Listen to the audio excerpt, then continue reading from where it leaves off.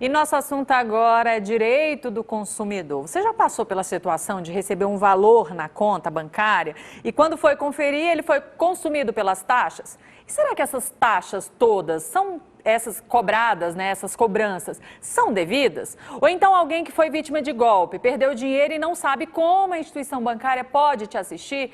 É o que a gente vai saber agora, tirar todas essas dúvidas com a doutora Mônica Gonçalves, que é advogada e especialista em direito do consumidor. Bem-vinda mais uma vez, bom dia, doutora. Bom dia, Liz, muito obrigada. Obrigada pelo convite da TV Brasil Central. É sempre um prazer e uma honra falar com os telespectadores, né, acerca de direito do consumidor, que ele, tendo a informação, é realmente detentor do poder, né? Com certeza. Informação livra a gente de muitas coisas, inclusive de gastos, né? Por exemplo, taxa de manutenção de conta bancária. Já começar falando sobre conta bancária. Muita gente acha que todas aquelas taxas, quando você abre uma conta bancária num banco físico, né? Banco virtual não costuma cobrar essas taxas de abertura de conta, mas os bancos físicos têm umas taxinhas ali de manutenção, de extrato. Todas essas taxas, o que é devido e o que eu tenho um direito de, não ser cobrado? É importante falar sobre o Banco Digital primeiro, que realmente eles não cobram taxa, é uma política deles. Eles podem cobrar se quiserem, certo? Só que existem determinados serviços que podem ser cobrados, como excesso de extrato ou uma taxa de manutenção de conta onde você tem cartão de crédito, né? Onde você tem consultas com o gerente de maneira presencial, onde realmente aquela taxa vale a pena ser paga. Importante saber, Liz, que o brasileiro ele tem direito a uma conta gratuita em qualquer banco físico. É a resolução 3.919 do ano 2000. E em bancos físicos, as pessoas podem abrir suas contas e nessa conta, ela vai ter direito a fornecimento de cartão de débito, 4 saques, né, de graça, 2 extratos impressos por mês, 10 folhas de cheque, vários outros direitos que essa conta gratuita dá ao consumidor. Ele tem que cobrar isso, falar, olha, eu quero entrar na conta gratuita dessa lei do decreto 3.919, resolução do Banco Central, e eu sei quais são os meus direitos, que foram esses que eu falei. E é importante a gente falar sobre isso daqui, o seguinte, as contas salários também não podem ser cobradas taxas, mesmo quando ela te oferta empréstimo, quando o banco te oferta empréstimo, e mesmo quando o banco, ao invés de abrir a conta salário, ele escolhe por conta própria abrir a conta corrente. Então, as contas salários, conta de beneficiário do INSS, tem que ser isenta de taxa.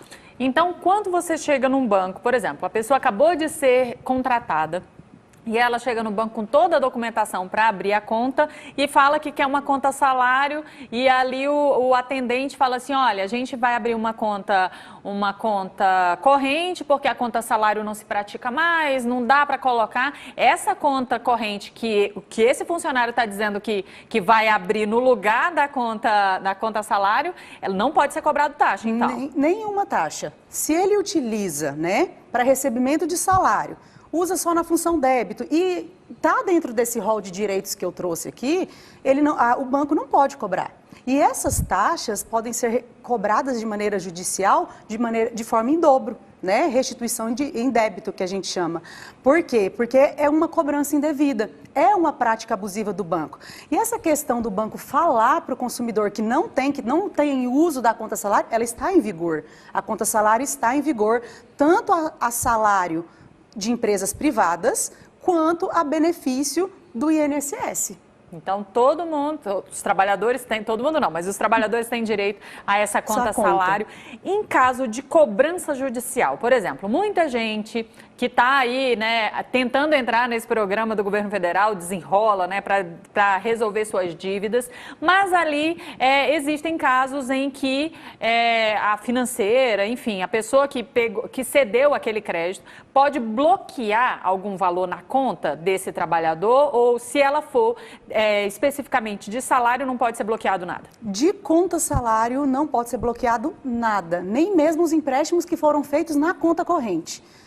Eu tenho casos, né, onde o cliente tinha as duas contas, aí ele estava movimentando a corrente e havia o bloqueio nessa conta corrente. Ele transformou para a conta salário, retornou para a conta salário para cessarem esses bloqueios e o banco continuou. ele ingressou com o processo, foi devolvido em dobro o desconto e ele foi indenizado moralmente. Então, é por ato arbitrário do banco que isso acontece.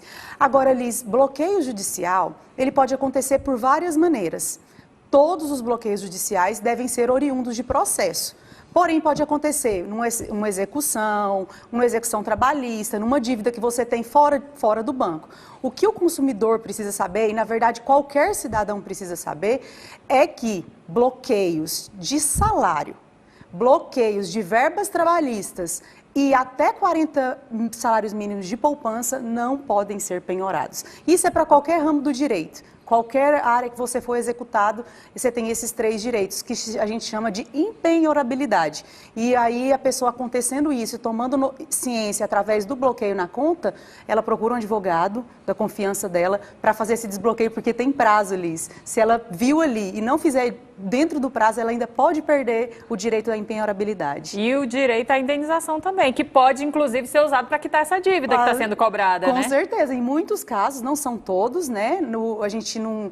É muito interessante, muito bem falar isso numa TV aberta. O advogado não pode garantir causa ganha, né? Isso não existe, mas a grande maioria está sendo ressarcida e está conseguindo danos. Porque depende muito do entendimento do juiz, né? Que vai avaliar aquela situação, se realmente é devido, se não é. Então é bom que a gente cesse essa expectativa de entrar com ação e ganhar dinheiro, certeza, porque pode ser que ganhe, pode ser que o parecer seja favorável ou não, mas é bom reivindicar seus direitos. Você só vai saber se aquilo ali é realmente legal, se é que você está sendo lesado, né? Se você ingressar com uma ação ou pedir uma revisão aí dessas taxas. E a gente falando sobre empréstimos, sobre dívidas, de pessoas usarem esse valor para pagarem suas dívidas, revisão de empréstimo. Existe uma lista, por exemplo, a pessoa pagou o empréstimo, depois de, sei lá, fez alguma estratégia e pagou o empréstimo. Mesmo ela tendo passado, sei lá, 5 anos, né? 4 anos, né? Porque 5 anos já é perdoada, né? Ela não pode ser inscrita. Mas aí ela quer quitar essa dívida com 4 anos aí que ela ficou em débito com essa instituição financeira. Existe, e é legal aquela lista, assim, por exemplo, que é a chamada listinha negra dos bancos. É a lista dos maus pagadores, né? Isso. Há uns 5 anos atrás, mais ou menos, existia sim. Na verdade, Liz, ela existe. E hoje, antigamente se chamava, né, com esse nome, lista de malpagadores. Hoje ela tem um nome concreto, que se chama registrato. Consulta no registrato. Você quitou a dívida através de uma revisional bancária ou conseguiu um desconto e aí o banco quer te prender ali, baixar seu score, colocar você nessa lista de malpagadores. Hoje você tem acesso direto a essa lista, chama registrato. Só entrar no Banco Central e olhar. E é proibido. Porque a partir do momento que o banco, a instituição financeira te deu a liberalidade de pagar da maneira que ele está ofertando, te dando desconto, você não pode ficar na lista de malpagadores.